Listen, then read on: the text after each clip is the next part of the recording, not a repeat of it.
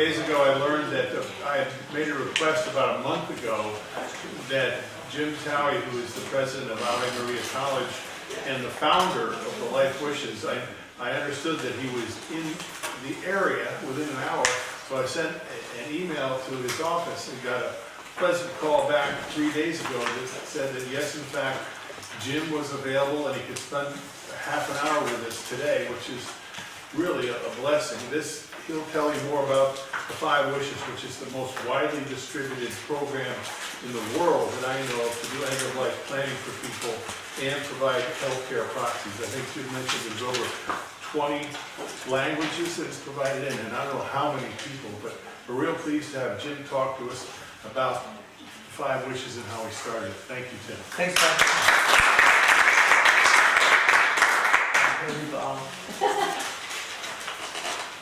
Great to be here, and thanks, Bob, for the invitation. And I'm going to just talk for about 15 or 20 minutes tops and then do Q&A.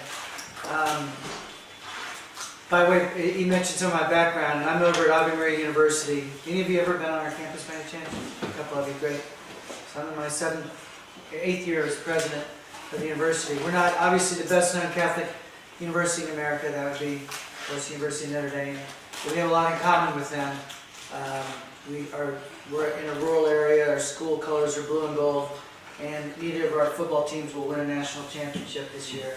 Mark my word. But for full disclosure, I had a son that went to Notre Dame because he couldn't get into Ave Maria. It's just not that bright.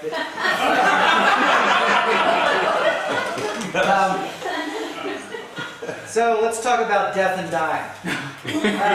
First of all, since y'all are in the planning business, how many of you have filled out, and don't be embarrassed if you haven't, because 4 out of 5 Americans haven't, how many of you have filled out an advance directive, a living will, durable power of attorney for health care? Wow, so you are in the planning business. So that looks like about 80% of you. So that's the flip of America. So chances are the clients that you're seeing for their financial planning needs are talking about money because that's a lot more tangible and easy to talk about. But they may not have had some of the most important discussions that they need to have, and that has to do with the kind of care they want or don't want in times of serious illness, and also who's going to speak for them when they can't speak for themselves. That's what a living will and a durable power of attorney are meant to do. And it's a legal right of individuals to make these decisions on their care. The federal government passed, the Congress passed the Patient Self-Determination Act back in the 90s, and it gives you that right, but few know how to exercise it. And now healthcare is becoming so incredibly complicated, people feel very intimidated when they're in a healthcare setting, beset with fears. Who can I trust? Are they trying to deny me care? Who's my doctor? They keep changing this and so forth. And so, as a result, you may all have had your own personal experiences with this. It can become a very confusing time at possibly the worst possible time.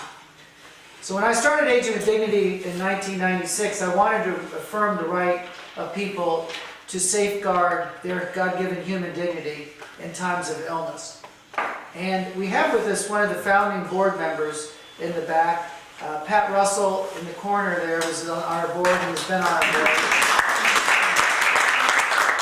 She and her husband Larry have been big friends of Aging with Dignity from day one. And when I started it, I based this whole effort on the fact that I had great opportunity to work for Mother Teresa of Calcutta for 12 years. So I traveled with her, I worked with her full-time for 2 years, and saw her compassion up front. But I was introduced to her in 1985 in her home for the dying, and how she cared for the dying there. And you'd think in a place like Calcutta, a backward city like that, so broken, third world. But yet when you walked in her home, it was clean. The people there on the cots were known by name. They were kept clean and comfortable. Their dignity was maintained. They were accompanied. And there was so much peace around the dying process there for them. Over half of them, when they would come in, would go straight home to God from there. When you look to the West, however, with all of our resources, what happens is people If you ask Americans, how do you want to die, they'll say the same things. I want to be in my own bed, I want to be comfortable, I want to be clean, I want my pain managed, I want to be surrounded by family, and I want my spiritual needs and medical needs to be met, right? That's what people say they want. If you're a planner and you're trying to say check, check, check, check, check, that's what they'd say they want. What do they end up getting? Generally the opposite of that. Their pain's managed poorly, they're surrounded by caregivers they don't know, they're often in a care setting that's sterile and cold, and then their spiritual needs often neglected, ignored, at a time when they need it. Mother Teresa taught, I know for financial planning, you're not in it just for the dollars and cents. You care about your clients. You care about all their needs. That's why we have friends here that have been using 5 wishes for a while, because it's not only an icebreaker to talk about, a way for you to communicate, I care about you. I care about all your needs, not just your financial ones. And you need to be able to communicate to your family members what you want or don't want when you're seriously ill. Particularly if you can't speak for yourself, you better have someone there as your advocate. Right? So, when we started, when I saw how Calcutta, I then lived in an AIDS home with people that were dying, and I saw that it wasn't just a medical moment, that there were these deeply personal, spiritual, and emotional components, much like birth. When you look at the birthing movement, they've now changed it so much to where the rooms are warm and comfortable, and women have had a say in how they want to bring children into the world. And it's a very deeply spiritual moment, surrounded with pain, of course, but dying has so much of that same element, right? And so why don't we talk about it? Because it's a bummer, right? Who wants to talk about it? Kids don't want to talk to their parents, parents don't want to talk to their kids about it. So we get up with this awful guessing game. So when I started Aging with Dignity, one of the very first things I did was I wrote the CEO of Disney, Michael Eisner. And I wrote him and I said, Dear Mr. Eisner, I see that Mickey Mouse is about to turn 75. Does Mickey have a living will? Because, and did he appoint Minnie as his healthcare surrogate? Because like when Snow White went into a coma, nobody knew what to do. He had a doc by the bed, he couldn't say anything. Well, I know my letter went straight to Disney security. I'm sure they were like checking me out as a nut job. But the point I was making was serious, which is that we live in this fantasy world in America, where Parkinson's or a stroke, where dementia, where car accidents, cancer, that's going to happen to other people. It's not going to happen to me. I'm in my 40s. It's not going to happen to my mom. She's 70 and so forth. And you can get so caught up in this, and then lightning strikes, and people are unprepared. And then often, you're now trying to have conversations at the worst possible time. So the reason what makes 5 Wishes unique, and now this is 20 years, 30 million copies of 5 Wishes now there. And I wouldn't have done it just to make a legal document. It is a legal document. It's a legal document in 42 states. The 8 states that don't, the 8 states have laws that require you to use their state form. The state forms, by the way, are worthless. It's legal speak written by legislators. It is worthless to doctors. It does not help you provide guidance in care settings. So if your clients had said, oh, I've got my living will, chances are they got it from an attorney who took it out of the statute. Because all 50 states have forms that they recommend. And they have statutory language. It's worthless. Just trust me. Because I've worked on this full time for years, and I've been around so many of these situations. So the first 2 wishes are about, the appointment of a healthcare surrogate. The second is your living will. That talks about real world circumstances. When I wrote this, I consulted with hospice doctor that was a friend of mine, Ira Byock, nurses that did work with urgent care. I talked to chaplains, talked to social workers to come up with the right scenarios. So this is in regular English. It's not in statutory speak, and it addresses real world, close to death, in a coma, not expected to recover, permanent and severe brain damage, and then what we call end stage condition, and any other conditions under which I don't want to be, and then you define what you want. I want life support treatment. I don't. So it allows people control, allows them to communicate. Here's what I want. But I wouldn't have done 5 wishes if it was just about your legal rights. The next 3 wishes are about how comfortable I want to be, how I want people to treat me, what I want my loved ones to know. This goes to the heart of individuals' need to love and to be loved, which Mother Teresa taught me was the primordial need of individuals, the need to love and to be loved. In fact, when they're making their financial plans, it's a way for them to express their love for family and others, to say, and they take the time, this one gets the couch, this one gets this, this money goes here. I want to meet. They're trying to express that need to love and to be remembered. To be remembered. Yesterday I was in New Orleans, got in at 1 this morning. Do not travel on a snow day through Atlanta. I can tell you, that is like, that's not a fun thing. I was actually going to fill out my 5 wishes right now.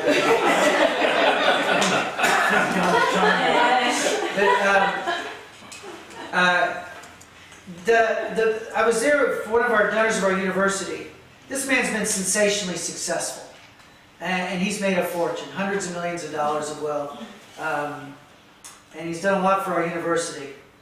And he just had 2 falls and fell face first, and his face is black and blue, his ribs were really, really sore. He's got balance problems. He doesn't have an underlying condition. He doesn't have a disease. He doesn't have, Parkinson's or something that you would be wondering, is this something neurological? He may develop it.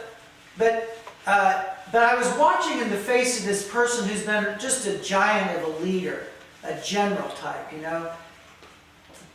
feeling powerless now, beset with fears, circumstances he couldn't control. And these are the kind of individuals I'm sure that you're doing financial planning with. I'm sure you have the whole continuum of age. But you've got young people that don't know what their parents want. So you should help them be there for their parents when their parents need them the most. If you care about the 30-year-old and all, have you talked to your parents about their wishes, what they want or don't want? Because I'll tell you what does happen is that the family feud that breaks out at the bedside.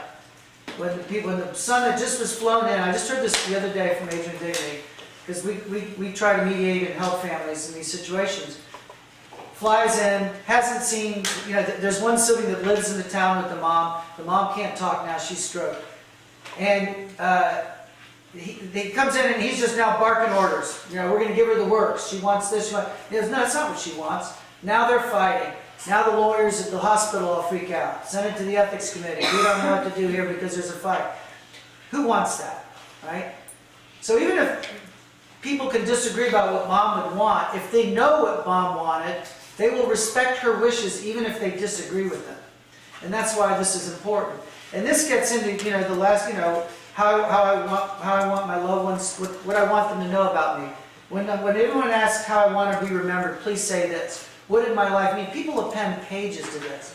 Because nowadays, in instant communication and social media, and get it out in 80 characters, the depth of one's heart and what they want to communicate, they find it very difficult to find opportunities because everybody's so busy and separated, right? So you'd be surprised what people will do with 5 wishes. And so now we've got hospitals throughout the country, and we have hospices, and we have doctors. We also have churches and synagogues, and we have financial planners and lawyers and others that are in the service business and the caring business. So if you really want to help your clients and address all of their needs, the money issues I know are very complicated, and you spend a lot of your time on them. But those aren't the ones that really will end up mattering the most to them. Because I looked at Joe, and for the first time, Joe started talking about his will. He left something to our university, which was very nice. Talking about these possessions, because Joe knows he may be on a path to going home to God. He can tell that his health wasn't what it was. And this is what people, and that journey can take a lot of years, and it could also take an instant. And he could have an incident tomorrow. I've watched this play out, and I had the privilege to be with Mother Teresa when she was in the hospital. And this will be my last story. It's actually a pretty good story. Because initially, we were going up to Washington. Mary was pregnant with our 3rd child, and we were going up to Washington to see her. We were living in Tallahassee. And so we were going to fly up for the day and come home, and so we left the beautiful children. We got on the plane. When we get into the lobby, because we wanted Mother to bless this baby, and so when we walk in the lobby of the gift of peace, Mother comes out, and she sees Mary, and she goes, "Oh, Mary!" And Mother's like this tall, right? And she had big hands and just so focused and, you know. So she said, Mary, you're pregnant, when are you due? And Mary said, well, I'm due August 8th, but we just had Joe, I think I may be early. And Mother said, no, you'll have that baby on my birthday. And I said, Mother, your birthday's August 26th. You know, and if Mary's 18 days late, my life's going to be a living hell. So, to make a long story short, on the night of August 25th, Mary goes into labor. And we're like, oh my gosh, the angels are at work. We're going to have a little girl. We're going to call her Teresa, you know. Midnight strikes, 1:20 in the morning. Out comes the baby. The doctor says, congratulations, you have a little boy. And my wife, I'm not kidding, said, are you sure? And the doctor's like, yeah, here's how we tell it. That's what we learn in med school. And, but while Mary was still in the hospital, I got a call from Calcutta, and it was Sister Priscilla saying, Mother Teresa was gravely ill, was not expected to live. Could you get back? So this woman, Sandy McMurtry in Washington, one of Mother's closest friends, she and I first, my mom came over to help Mary, and we took a little photo of our Maximilian to show that Mother, you know, the baby was born just as she said. And so Sandy and I flew to Calcutta. When we arrived at the airport, the sisters met us there, and they said we need to go straight to the hospital because she's back on oxygen. And so we went straight to this very primitive hospital in Calcutta. I remember this intensive care, but they had windows open and bugs and smoke, and it was just different, right? India's changed a lot in the years since, but this was, what year was this? 1996, so 20-some years ago. Anyway, Sandy and I come into the hospital kind of waiting area, and Mother's over behind this partition, and this kind of, they made this whole big area for Mother. And the sisters were all abuzz with activity because I was just praying the whole way, I want to get there before she dies, right? And so when I get there, this is activity night, so the sisters, Mother's still alive, is everything all right? And she said, she said, Mother was laying there on the bed, and she was looking up, and she was pointing like this, and they were all looking up. Was she having a vision? What was she pointing at? And the Mother saw their confusion, and she moved her mask, and she just said, I'm going home. I'm going home to God. That's what she said. You know, and that's why part of the financial planning is you're talking about things in the future, so much of it's uncertain, but that existential component, where whatever your faith is, there is a realization, there's a certain amount of terror and fear, which 5 Wishes helps address people to give some peace of mind, some comfort, some context. Their life mattered. I forgive this daughter that's been in my doghouse for 20 years. I asked forgiveness from someone that I hurt that I never could go and ask forgiveness from because I was too ashamed or too angry or whatever. I hear so many stories at Aging with Dignity of all these kind of things. And so we're very happy to make this available. We put on the back of these for financial planners, this whole section up here, you put your own information. So you can contact Aging with Dignity if you want. We do this cheap because the whole goal was to get this out to educate people, because I have a fear about euthanasia, because it's always easier to kill someone than to care for them. But at the same time, we have to help families say no sometimes to medicine, help them know their rights, because sometimes it can be futile to be caring for people in great distress. And so finding that balance, helping people understand how to navigate it, that's why we started 5 Wishes. So with that long presentation, happy to answer any questions, Bob, if you have any, or anybody have any questions? Well, Jim, how did you first start to work with Mother Teresa? Can you tell us a little bit more about what that was like? That's a long story, but the short version is I was working, I lost a close friend to suicide, and so I was kind of spun around in my faith a little bit, mad at God, disoriented. And so I was, the nice thing about being a hypocrite is that you could spot hypocrisy everywhere. So I was just, as a Catholic, just looking down on everybody, priest, bishop, the whole works. And, but I saw that one woman, Mother Teresa, that, well, she's living the gospel. I want to meet her. And so I was overseas on a trip for this U.S. senator I was working for, and I just said, I'm going to detour on the way back from Southeast Asia into Calcutta for one day just to meet her. So that's what I did. When I met her, she's this tiny little woman. It was the week she turned 75. If anyone tells you You know, because I saw the last 12 years of her life, I saw her regularly during that period, and tremendously influential, which is why 5 Wishes is so helpful. Especially if you've got faith-filled people that are your clients. It's one of the most impactful, influential periods they will have. Because they've heard them talk about God, but now when they're suffering, how do they deal with it? And they're dealing with uncertainty. What does their faith mean to them? So it's a very influential time. Mother had tremendous influence on everyone around her those 12 years. Anyway, she needed I just met her briefly. She told me to go say hi to her nuns in Washington. I didn't even know she had nuns in Washington. So I went there that Saturday, and they put me to work in a soup kitchen. I was single at the time, so then I was hooked. And so, and then I just went, I wanted to work around Mother, so then but meanwhile she was opening up AIDS homes, and there were a lot of legal issues, and nobody wanted them in their neighborhood.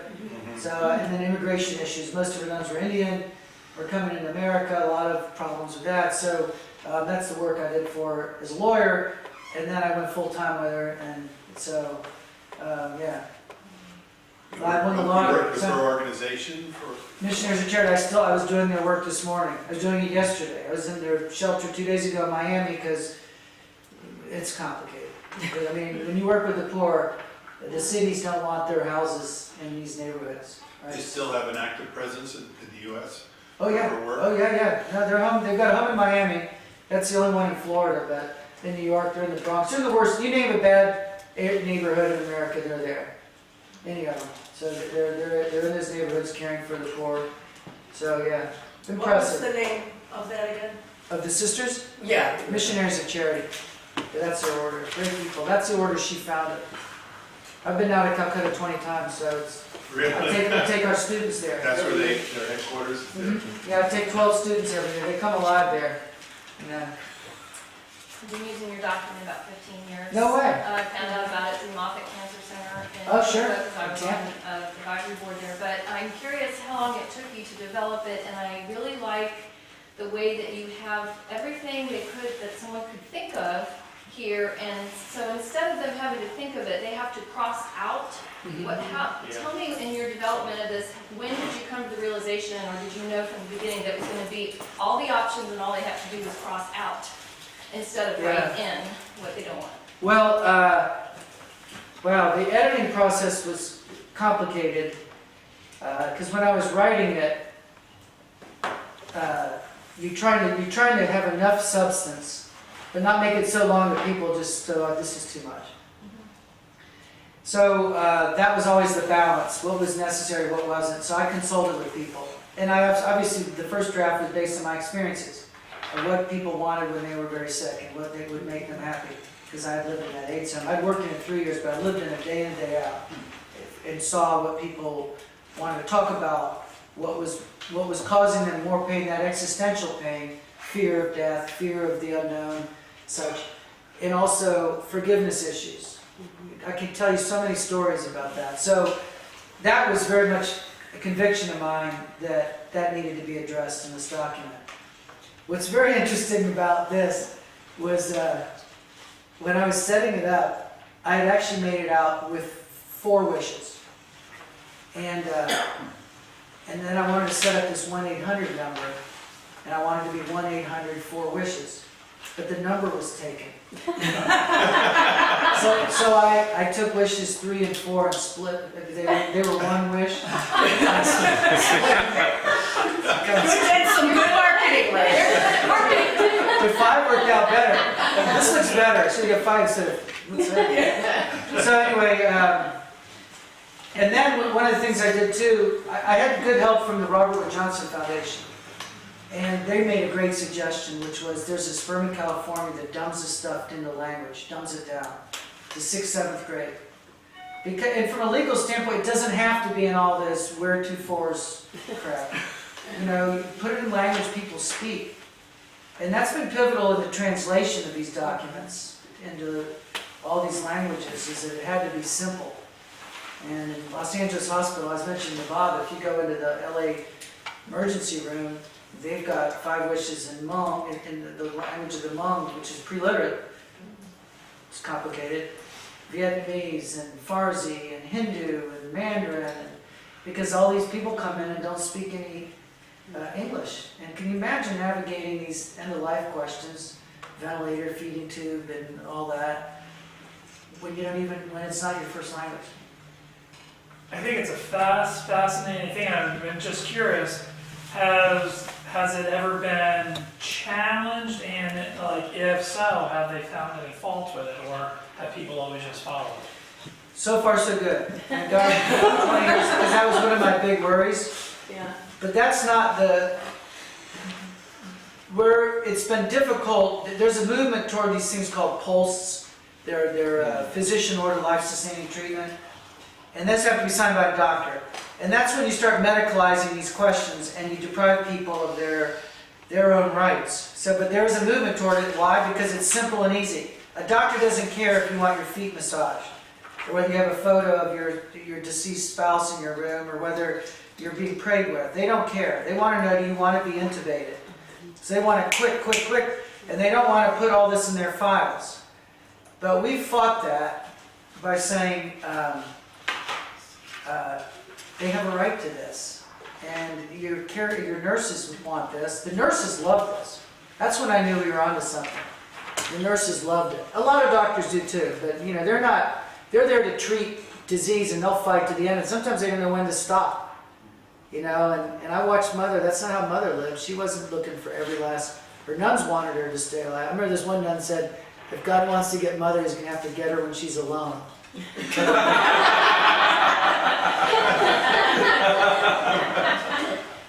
But you know, she died. She died surrounded by her nuns. They were praying with her. She had just taken pain medicine. I mean, not everybody. I've interviewed every single nun that was with Mother when she died. And it's beautiful. I hope I get to write about it someday. God gives me a break. But people, you don't have to be Mother Teresa to get your needs met. So I urge you, if you don't know what your parents want, grandparents, people you love, your spouse, you've got to have these conversations. And if they say, I don't want to talk about it, you're being morbid, or you're, just say, just patronize me. Just give me 15 minutes and fill this out and let's discuss it. Yep.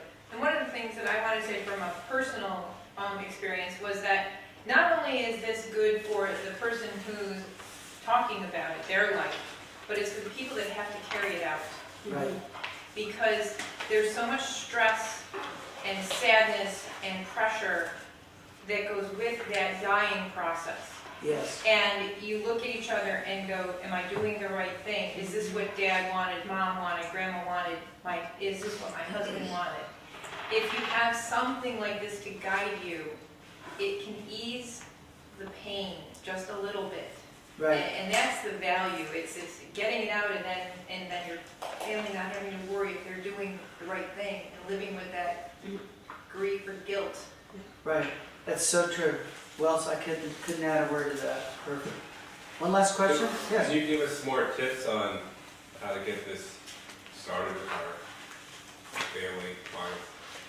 If you go on Aging with Dignity's website, there's a thing called Next Steps, a document that provides a bunch of information. I'll give you a few thoughts on it, but you can get more. There's some tools on Aging with Dignity's website. Obviously, if you're watching a television program or anything that's talking about it, there's a segue. You can just say, hey, we've never talked about this, but I don't want to be in that situation, because they'll cover, some of these television programs will cover people that have had an accident or are being treated for cancer and such. But the best way I find it is, if it's to a spouse, I love you and I want to be there for you when you need me the most. And I don't have a clue what you want me to do in these circumstances. Would you do me a favor? Can we talk? Can you look at this, read it, and then come back in a day or two and let's talk about it. And then make sure they execute it. But that conversation is more important. It's not just about filling out a form. If you don't have the conversations, it's not going to be very helpful. So you want to have discussions so that people hear it and see it in conviction. Like my mom had a massive stroke. We knew exactly what she wanted. There was no doubt in our mind. But the doctors were prepared to do all these extraordinary things to her. She didn't want it. So there wasn't the guilt, there wasn't the fear that, am I doing the right thing? We knew exactly what she wanted. She was in her 90s, So to try to get, kids don't mind provoking their parents. and say, hey, you need to, face up to this. And, but it can get delicate when someone's in their 80s, they're afraid, they're frightened. And sometimes you can even fill it out and say, I took a stab at what I thought you might like. And here's a blank one, and you can either sign this or fill out your own, but I would love to know what you want, and then I'd like to talk to you about it. We talk to people about it at Thanksgiving. We always have a big event with Aging with Dignity around Thanksgiving time. When families are together, and you go, why would you do that? It's a bummer. You know what a bigger bummer is? Every Thanksgiving after Mom died, when there was a big fight that ruptured relationships, and now Thanksgiving's never the same again. So trust me on this, that these stories are real. I've run into, Pat and I have been doing this for 20-some years with Aging with Dignity, and there are so many happy stories, great stories, thank you letters that talk about, we knew this happened, that happened, this was so helpful, it was so healing. But we also see people that now want the document because they didn't have it and they just went through hell. And they don't want that to ever happen again. So you guys are in the planning, foresight business, and so you can help a lot of people on this. So thank you for letting me come and talk about 5 wishes, and good luck. Thank you, Jim.